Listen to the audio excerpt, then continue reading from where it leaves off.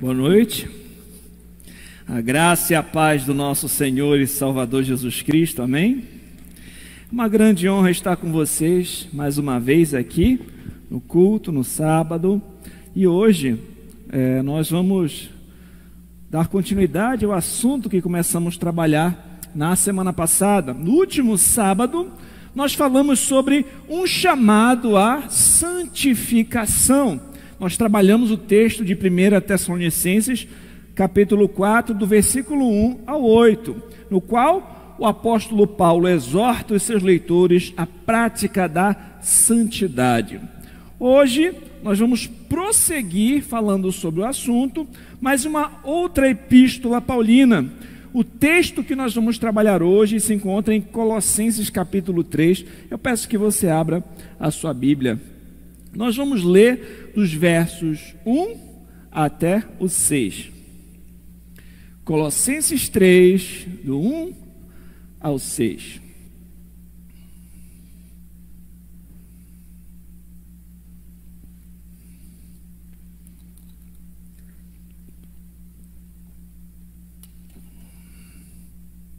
Vamos ler? Portanto, se fostes ressuscitado juntamente com Cristo, buscai as coisas lá do alto, onde Cristo vive, assentado à direita de Deus. Pensai nas coisas lá do alto, não nas que são aqui da terra, porque morreste, e a vossa vida está oculta juntamente com Cristo em Deus. Quando Cristo, que é a nossa vida, se manifestar, então vós também sereis manifestados com Ele em glória. Fazei, pois, morrer a vossa natureza terrena, prostituição, impureza, paixão lasciva, desejo maligno e avareza, que é idolatria. Por estas coisas é que vem a ira de Deus sobre os filhos da desobediência. Vamos ao Senhor em oração. Santo Deus e Pai, estamos diante da Tua santa palavra. Ela é lâmpada para os nossos pés, ela é luz para o nosso caminhar, ela é alimento para a nossa alma. Te peço, Senhor, que a Tua palavra fale poderosamente aos nossos corações. Eu reconheço a minha tal necessidade e dependência de Ti, mas por Tua graça e infinita misericórdia, usa-me como instrumento para falar ao Teu povo que aqui se reúne e aqueles que nos assistem em casa. Em nome de Jesus, amém. Então, queridos, hoje vamos prosseguir sobre o assunto, trabalhando esse texto. Eu trouxe algumas informações sobre o contexto desta epístola. Como eu já falei, essa foi uma epístola escrita pelo apóstolo Paulo durante a sua prisão em Roma. A datação provável dessa epístola é de 60 a 62 depois de Cristo. A igreja em Colossos não foi fundada pelo apóstolo Paulo, mas por um servo do Senhor chamado Epáfras. Paulo soube por meio deste homem, de Epáfras, que falsos ensinos estavam sendo difundidos naquela igreja. A heresia que perturbava a igreja em Colossos, ela continha elementos tanto do legalismo dos judeus, quanto do misticismo dos pagãos. Eles falavam que era necessário circuncidar-se para obter a salvação. Eles defendiam a obediência de rituais e cerimônias ali do Antigo Testamento. Eles tinham um rígido asceticismo. Eles cultuavam anjos e acreditavam em algumas experiências místicas, entre outras coisas mais. Então, heresias começaram a se disseminar naquela igreja, e Paulo escreveu esta carta, esta epístola, para advertir os colossenses contra a heresia que era enfrentada por eles naqueles tempos. Então a epístola aos Colossenses, assim como outros escritos de Paulo, possui uma parte teológica e uma parte prática. Geralmente as cartas de Paulo são assim, tem uma parte doutrinária e uma parte prática. Então, nos capítulos 1 e 2, nós temos ali o apóstolo Paulo tratando de forma mais teológica, e nesse capítulo 3 começa a trabalhar ali a parte mais prática da carta. Então Paulo, no capítulo 2, ele conclui mostrando que os ensinos que estavam sendo pregados por esses falsos ensinos que estavam sendo pregados, embora parecessem bons, eles não valiam absolutamente nada. E as proibições legalistas da heresia colossense não lidavam com o problema da permissividade no campo da sensualidade. Certo? Paulo então apresenta o foco correto, falando o que então aquelas pessoas, aqueles crentes deveriam buscar. Então, ele vai lidar, a partir do capítulo 3, como eu falei, ali com esses assuntos, envolvendo também o tema que começamos a trabalhar na semana passada, sobre a pureza, sobre a santificação, inclusive no âmbito sexual. Sobre esse combate à imoralidade sexual, a luta contra as inclinações da carne, mesmo que no nosso contexto atual, nós estejamos em um outro momento, em um outro cenário, outro tempo, as instruções do apóstolo Paulo, elas serão providenciais para nós hoje, aqui, neste século. Se nós observarmos um pouco o nosso contexto atual, como nós já temos notado, nós podemos observar que vivemos em tempos difíceis, em que há um crescente incentivo à imoralidade sexual. Meus irmãos, mesmo entre cristãos, muitos rapazes e garotas têm se tornado viciados em pornografia cada vez mais cedo. Além disso, se você parar para observar nas rádios ou nos seus aplicativos de música, você vai observar que as músicas muito famosas, muitas vezes são músicas que objetificam a mulher, que promovem a promiscuidade. Os filmes, séries, várias propagandas promovem formas de relacionamentos que são desagradáveis a Deus. Além disso, existem pessoas, meus irmãos, que sofreram abusos e pensam que a sua identidade é definida por esse evento traumático que a pessoa sofreu. Existem pessoas que pensam que não há saída e simplesmente se entregam ao vício. Outros pensam que a pornografia não é tão ruim assim, e relacionam ela com a gratificação a si próprios. Talvez outras pessoas tenham vergonha de pedir ajuda, de confessar o seu pecado, porque podem ter algum cargo de liderança na igreja. Ou talvez outras moças podem ter vergonha de confessar o seu pecado e procurar ajuda, porque pensam que as pessoas vão pensar que isso é uma coisa que só afeta os homens. Então, esse é um problema que nós também temos que lidar nos dias de hoje. A imoralidade sexual, nós somos pressionados por todos os lados, inclusive as inclinações da nossa própria carne. Portanto, nós vamos observar as palavras inspiradas do apóstolo Paulo para nos ajudar nessa batalha contra o pecado, em que todos nós devemos guerrear. Vamos considerar então o nosso primeiro ponto, que é: devemos viver de acordo com quem somos em Cristo. Isso vai do verso 1 ao 4. Devemos viver de acordo com quem somos em Cristo Jesus. Vamos considerar então as primeiras palavras desse texto. Portanto, se fostes ressuscitados juntamente com Cristo. O que ele quer dizer aqui? Quando ele diz, portanto, se.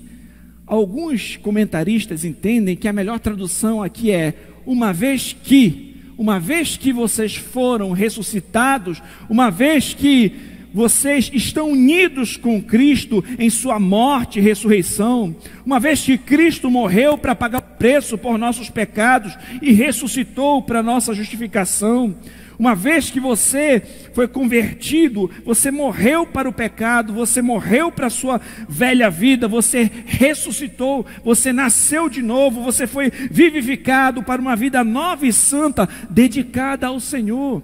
Aqui ele está falando a respeito da nossa união com Cristo, uma vez que você é uma nova criatura, uma vez que você está unido a Cristo, uma vez que Cristo morreu para pagar o preço pelos nossos pecados, que Ele colocou em nós o seu Espírito, que Ele nos vivificou, que Ele nos regenerou. Uma vez que Ele fez isso por nós, que o nosso escrito de dívida foi pago na cruz, que uma vez por todas fomos salvos, nós devemos viver de acordo com essa posição, com essa identidade que nós temos em Cristo. Em Jesus Cristo nós não somos mais escravos do pecado, nós somos salvos em Cristo, nós somos adotados por Deus, nós somos filhos de Deus. Vocês lembram o que diz lá em Efésios 2? Ele vos deu vida, estando vós mortos em vossos delitos e pecados. Em Cristo nós temos vida espiritual. Unidos com Cristo, nós somos salvos, nós somos adotados por Deus, nós somos selados pelo Espírito Santo. Essa é a nossa identidade, essa é a nossa posição. Nós devemos viver de acordo com isso, não de acordo com o que os outros falam, não de acordo com traumas do passado, não de acordo com a nossa velha vida. Nós devemos viver de acordo com a posição que nós temos em Cristo Jesus. Lembre-se do que Cristo fez por você. Uma vez que fomos ressuscitados com Cristo, devemos buscar as coisas lá do alto, onde Cristo vive, está sentado à direita de Deus. Antes de avançar, eu queria considerar uma coisa. Vamos observar aqui o versículo 1 ainda na parte B. Buscai as coisas lá do alto, onde Cristo vive, assentado à direita de Deus. Meus irmãos, quando nós falamos a respeito de buscar as coisas lá do alto, isso tem muito a ver com o que nós encontramos lá em Mateus 6:33. Buscai, pois, em primeiro lugar o reino de Deus e a sua justiça, e todas essas coisas vos serão acrescentadas. Nós devemos buscar em primeiro lugar o reino de Deus. Nós devemos buscar ter comunhão com Deus. Nós devemos buscar saber qual é a vontade de Deus. Como é que nós fazemos isso? Meditando na sua palavra, buscando ter comunhão com o Senhor em oração, ouvindo a palavra de Deus sendo pregada no culto. Nós devemos buscar não somente ouvir, não somente ser ouvintes da palavra, mas ser praticantes, caminhar de acordo com as orientações da palavra do Senhor, de acordo com a vontade do Senhor. Nós vivemos aqui nessa terra como peregrinos, rumo à cidade celestial. Nós vivemos aqui buscando as coisas lá do alto, lá onde Cristo vive. E quando o texto diz onde Cristo vive, assentado à direita de Deus, isso me faz lembrar Hebreus capítulo 1, versículo 3, quando afirma que Cristo assentou à direita da majestade nas alturas. Isso me faz lembrar também Filipenses 2, do 9 ao 11, quando diz que Deus o exaltou à mais alta posição e lhe deu o nome que está acima de todo nome, para que ao nome de Jesus se dobre todo o joelho nos céus, na terra e debaixo da terra, e toda a língua confesse que Jesus Cristo é Senhor, para a glória de Deus Pai. Nós devemos buscar as coisas lá do alto, nós devemos buscar conhecer o Senhor, ter comunhão com o Senhor, compreender a sua vontade, o seu caráter, os seus atributos, e buscar viver de acordo com isso. Você lembra do Salmo 1? Bem-aventurado um homem que não anda no conselho dos ímpios, não se detém no caminho dos pecadores, nem se assenta na roda dos escarnecedores. Antes, o seu prazer está na lei do Senhor. Na sua lei medita dia e noite. O prazer, a alegria, o deleite dele está no Senhor.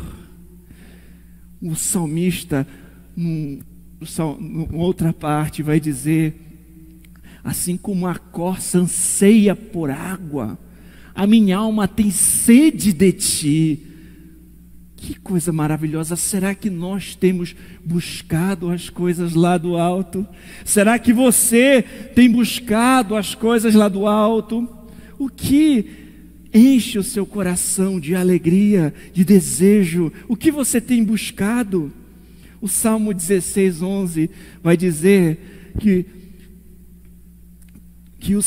no Senhor nós temos plenitude de alegria.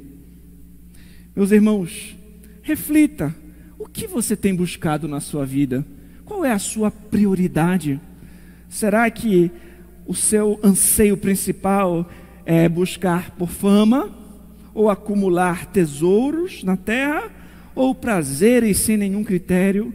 Ou você de fato tem buscado conhecer o Senhor, ter comunhão com Ele? O que vem em primeiro lugar na sua vida? Uma vez que você está em Cristo, prossiga em conhecê-lo, busque ter comunhão com Deus, medite na sua palavra, que a razão da sua vida, da sua existência, seja glorificar a Deus e ter prazer nele, ter comunhão com Ele. Tenha desejo por Deus, saiba que o que Ele oferece é muito maior e melhor do que os prazeres transitórios do pecado. Além disso, meus irmãos, buscar a Deus, viver de uma vida de acordo com a posição que nós estamos em Cristo, além de envolver uma nova busca, também envolve uma nova mentalidade. O texto bíblico vai dizer: pensai nas coisas lá do alto, não nas que são aqui da terra, porque morreste, e a vossa vida está oculta juntamente com Cristo em Deus. O que tem ocupado os seus pensamentos? Como você tem alimentado a sua mente? Será que nós podemos dar uma olhada aqui em Filipenses, capítulo 4, versículo 8, quando diz, o próprio apóstolo Paulo: finalmente, irmãos, tudo que é verdadeiro, tudo que é respeitável, tudo que é justo, tudo que é puro, tudo que é amável, tudo que é de boa fama, se alguma virtude há, se algum louvor existe, seja isso que ocupe o vosso pensamento. Será que as coisas que você coloca diante dos seus olhos e alimentam a sua mente passam pelo crivo deste versículo? Os filmes que você assiste, os livros que você lê, as músicas que você escuta, será que você pode dar glória a Deus por isso? Onde é que está o seu pensamento? Será que você tem pensado nas coisas lá do alto? O quanto você tem meditado acerca da palavra de Deus, ou refletido sobre a maravilha do Evangelho, da salvação em Cristo, que salvou pecadores miseráveis como nós? Quanto você tem mergulhado nas Escrituras e visto a maravilhosa sabedoria de Deus? Quando você vê, por exemplo, o apóstolo Paulo falando lá em Romanos 11, quem conheceu a mente do Senhor, quem foi seu conselheiro, quem a ele deu para que venha lhe pedir algo em troca? Posteriormente ele vai dizer, porque dele, para ele, são todas as coisas, por meio dele, eternamente, amém. Ele se maravilha ao compreender o plano do Senhor, compreender a salvação que o Senhor proporcionou para nós. Será que você pensa nessas coisas? O quanto você pensa nas coisas lá do alto? O quanto você reflete a respeito do Senhor, do seu caráter, dos seus atributos? Buscar as coisas lá do alto e pensar nas coisas lá do alto muda a forma como a gente vive aqui na terra. A gente vai buscar observar qual é a vontade do Senhor para todas as áreas da nossa vida. Senhor, como é que eu posso te servir nos meus relacionamentos? Senhor, como é que eu posso te servir no meu trabalho? Como é que eu posso trabalhar de forma que te glorifique? Como é que eu posso, viver de forma que te agrade, Senhor? Que a tua palavra seja o meu guia, porque eu sei que eu vivo diante de ti. Eu sei que eu vou prestar contas contigo. A minha vida é diante do Senhor. Pensar nas coisas lá do alto, buscar as coisas lá do alto, muda a maneira como a gente vive aqui na terra. Nós vivemos com essa perspectiva. Quem sabe você não tem alimentado muito bem os seus pensamentos, tem colocado coisas desagradáveis nos seus olhos. Quem sabe não está na hora de, assim como Jó, fazer aliança com os seus olhos, para não colocar em uma donzela. Além disso, como nós temos falado sobre refletir nas coisas lá do alto, sobre viver à luz da eternidade, sobre viver como quem está sempre diante de Deus, tem uma frase de Jonathan Edwards que ele disse o seguinte: ó Senhor, grave a eternidade nos meus olhos. Grave a eternidade nos meus olhos. Às vezes a gente esquece, né? Que nós estamos sempre diante de Deus, que a qualquer momento a nossa vida pode ser ceifada e nós vamos estar diante do Senhor. Que a gente viva aqui no já com vistas ao ainda não. Cuide dos seus pensamentos e de como você tem alimentado eles. Tem uma outra frase de Charles Haddon Spurgeon, o príncipe dos pregadores. Olha o que ele disse: se o pecado não for autorizado na mente, ele jamais será manifestado no corpo. Começa na mente. Pense nas coisas que são lá do alto. E o texto continua dizendo: e a vossa vida está oculta juntamente com Cristo em Deus. Aqui um teólogo chamado John MacArthur, ele fala que nós temos um sentido triplo nesta passagem. O que é a vida está oculta juntamente com Cristo em Deus?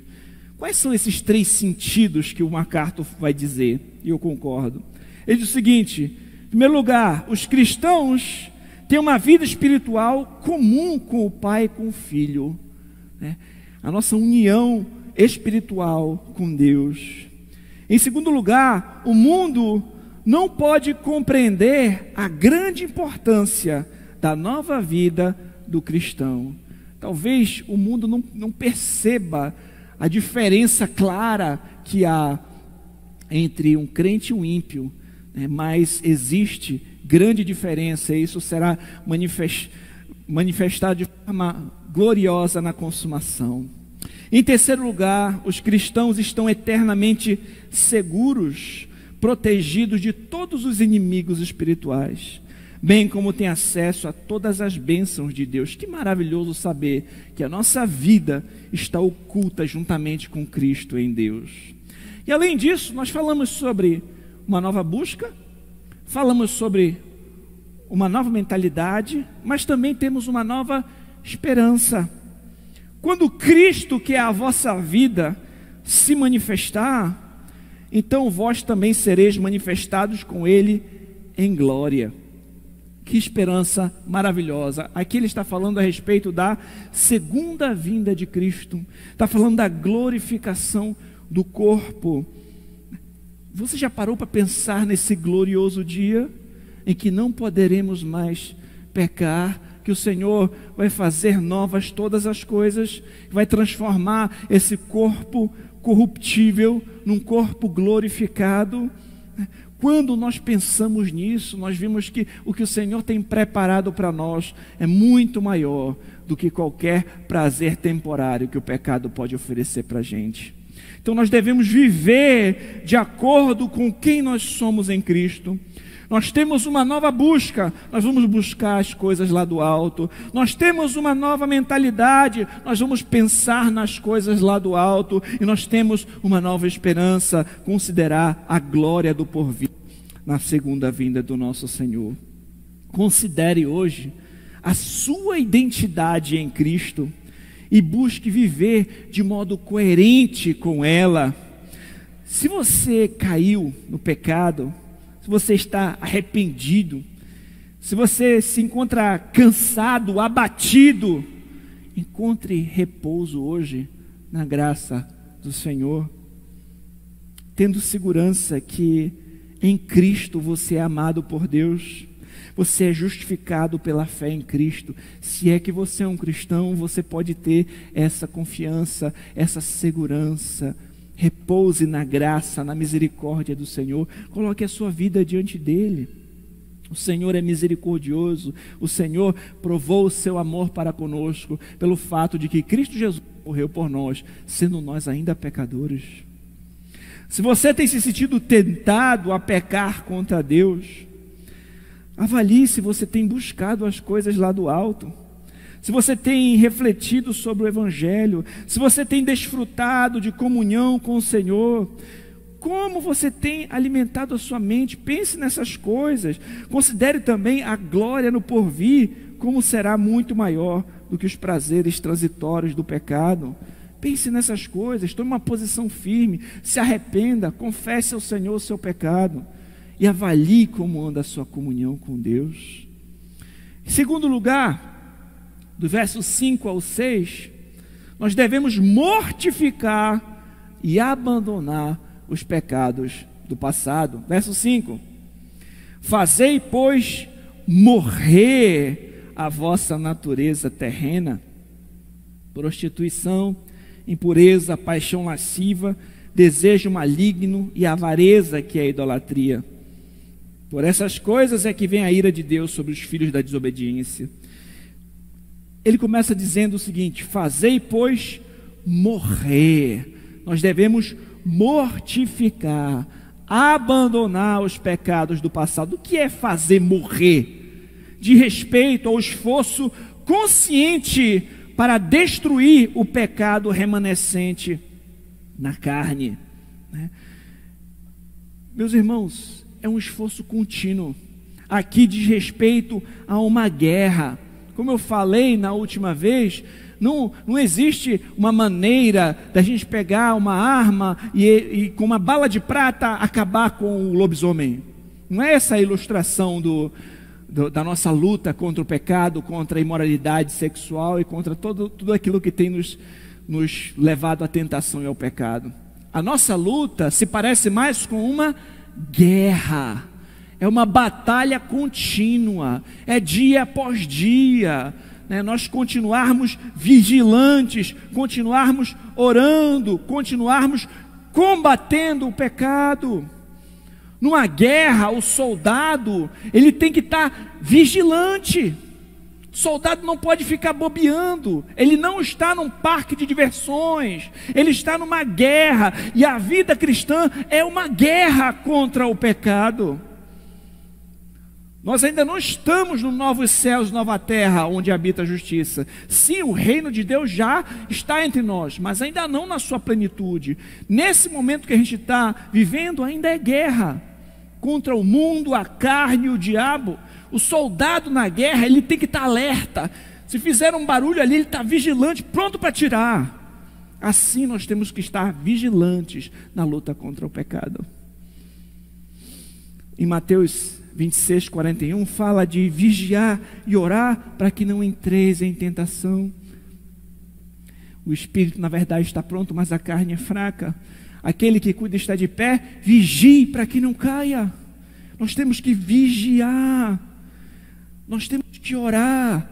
Como eu falei da outra vez, você lembra da oração do Pai Nosso? Senhor, não me deixa cair em tentação. Meus irmãos, nós não vencemos na nossa força, mas na força do Senhor. Sem Ele nós não podemos fazer nada, mas Ele mesmo nos incita a orar.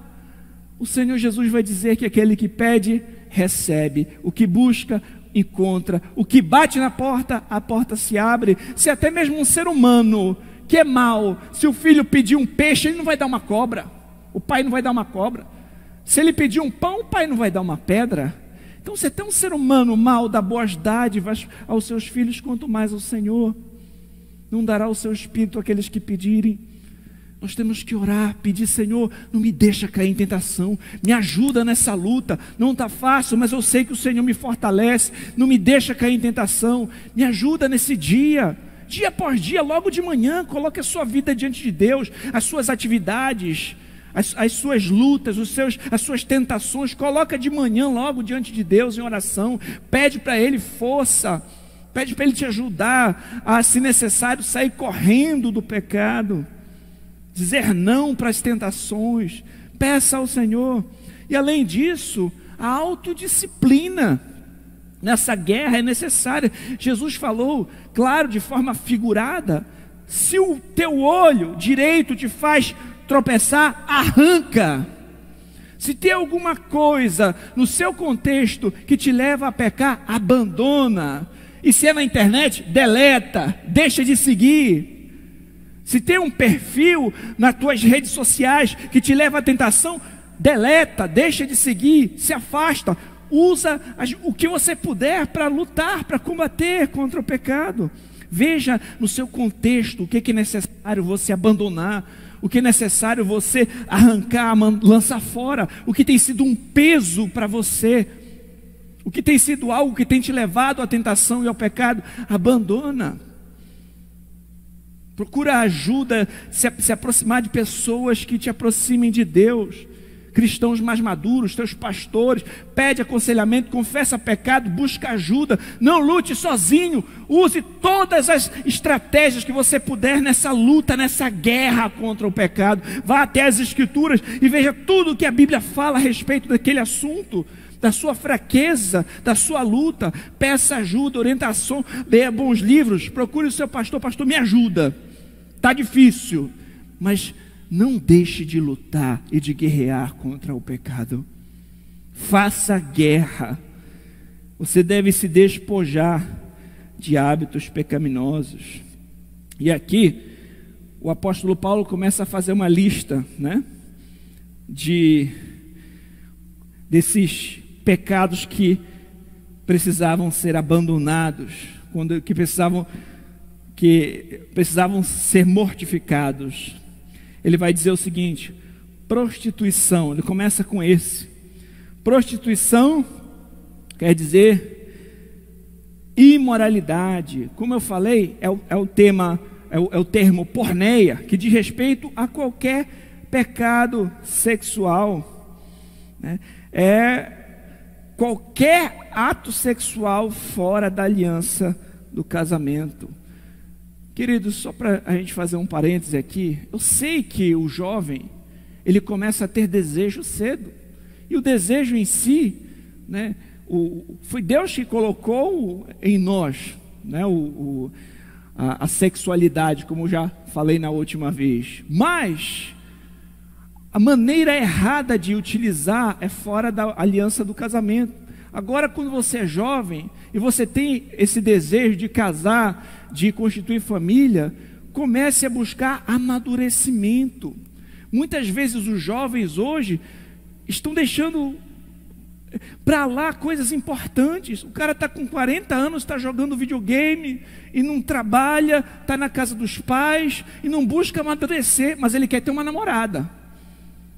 Se você quer ter um relacionamento e desfrutar dos privilégios de um casamento, você também tem que assumir as responsabilidades de um. Então, desde cedo, procure amadurecer, tornar-se um homem, trabalhar, estar preparado para ser alguém que vai pastorear a sua família, que vai ser o sacerdote do lar, que vai orar pela sua casa, que vai conduzir a sua família nos caminhos do Senhor, que vai ser alguém com iniciativa, que a sua esposa não precisa ficar te arrastando para ir à igreja. Isso começa desde cedo. Busque amadurecimento como homem, como um cristão, como um servo de Deus. Se você tem esse desejo de se relacionar e casar, busque amadurecer logo. Não fique andando só com aqueles meninões que não tem nada na cabeça, mas procure homens maduros para você se espelhar, para eles poderem te ajudar a amadurecer também. E é você pegar uma filha de Deus, casar com uma filha de Deus e conduzir uma família com sabedoria e com amor. entregando a sua vida como Cristo amou a igreja para amar sua esposa.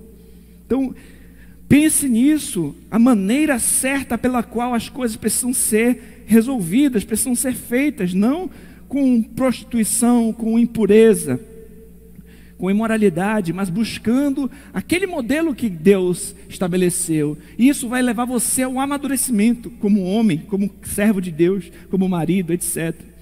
A impureza também pode ser traduzido por impudicícia, né? Vai além dos atos, ela abrange os pensamentos, as intenções corruptas. A paixão lasciva aqui diz respeito à paixão maligna que leva a perversões. É o lado físico desse vício. O desejo maligno, aqui é o lado mental desse vício, também é mencionado naquele catálogo das obras da carne, em Gálatas 5,16. A avareza aqui é o desejo insaciável de ter mais, especialmente as coisas proibidas. Ela leva a pessoa para longe de Deus, tomando o seu lugar como foco da adoração. É idolatria, é seguir os desejos no lugar a avareza é seguir os seus desejos próprios no lugar de seguir a vontade de Deus. E meus irmãos, o que a Escritura vai dizer? Que por essas coisas é que vem a ira de Deus sobre os filhos da desobediência. É uma outra coisa que a gente tem que considerar, que Deus abomina essas coisas. Você se lembra que eu falei que nós temos que amar aquilo que Deus ama e detestar aquilo que Deus detesta? Então, se tem uma lista de coisas que está tão claro nas Escrituras que Deus detesta, nós também temos que detestar, e nós temos que também abandonar essas práticas se nós estamos nelas, nos arrepender e mudar, e lembrar que o juízo de Deus cairá sobre aqueles ímpios que estão mergulhados nesses pecados. Se você se encontra imerso no pecado, sem arrependimento algum, sem voltar-se para o Senhor, sem luta, sem guerra alguma, trema, pois esse não é um bom sinal. Arrependa-se hoje, volte-se para Cristo, só nele há misericórdia e salvação. Para nós caminharmos para a nossa conclusão, eu queria perguntar para você, se você de fato já se rendeu ao Senhor Jesus Cristo, Ele é o Senhor e Salvador da sua vida de verdade. Se você hoje me escuta, mas você não é um cristão, saiba que só em Jesus há salvação.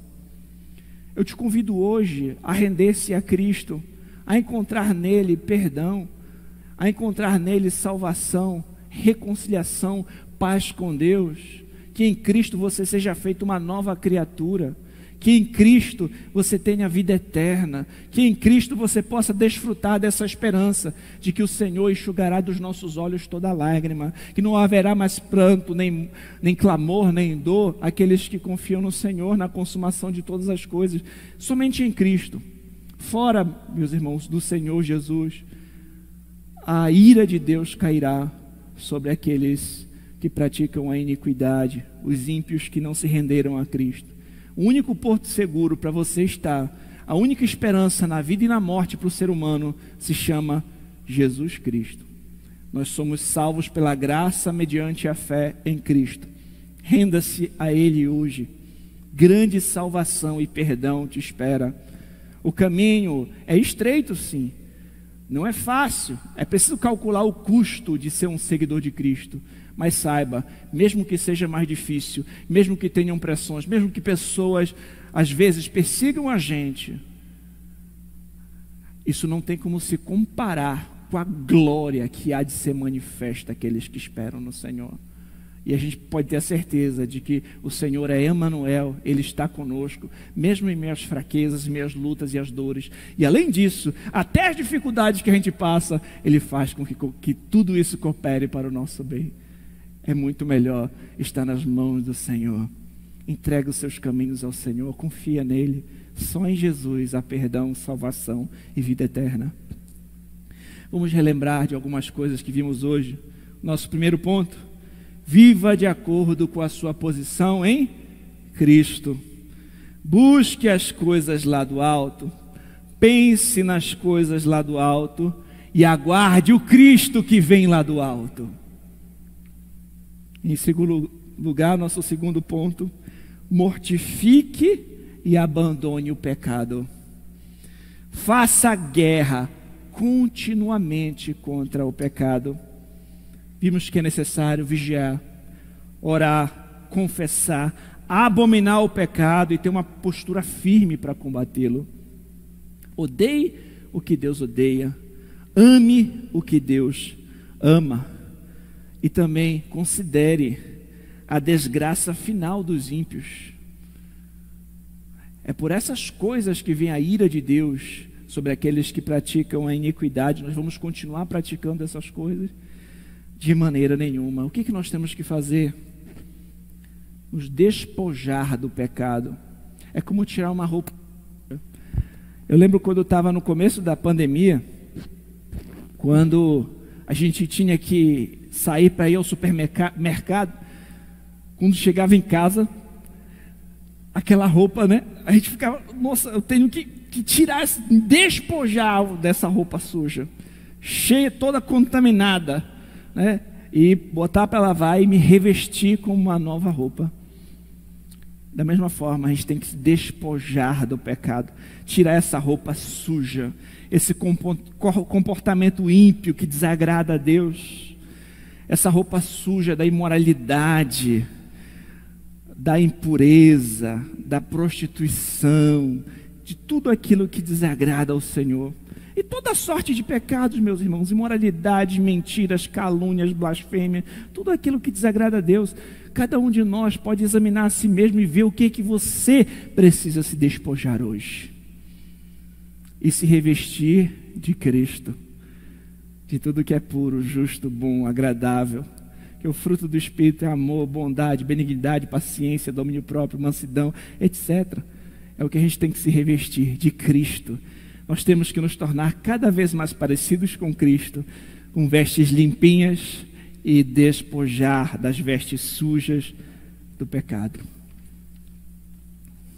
Meus irmãos, tudo isso deve ser feito na dependência do Senhor. Na nossa força a gente não consegue fazer nada. Dependa do Senhor.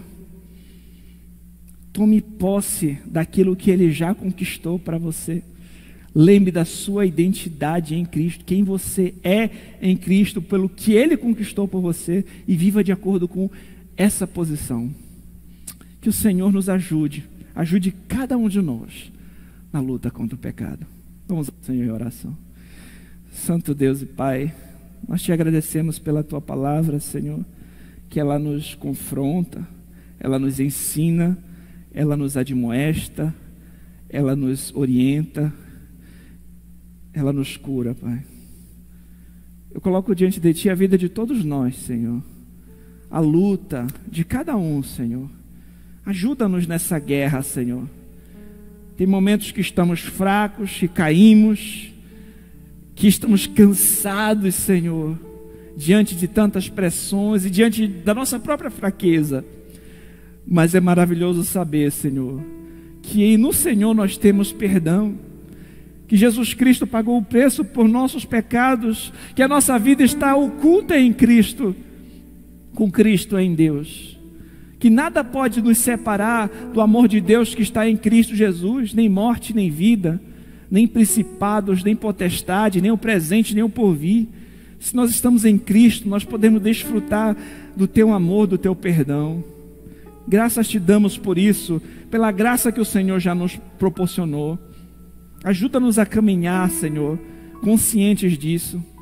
Mas também, Senhor, sabemos que por muitas vezes, Senhor, enfrentamos lutas e tentações, e os prazeres são oferecidos a nós, a concupiscência da carne, a concupiscência dos olhos, a soberba da vida.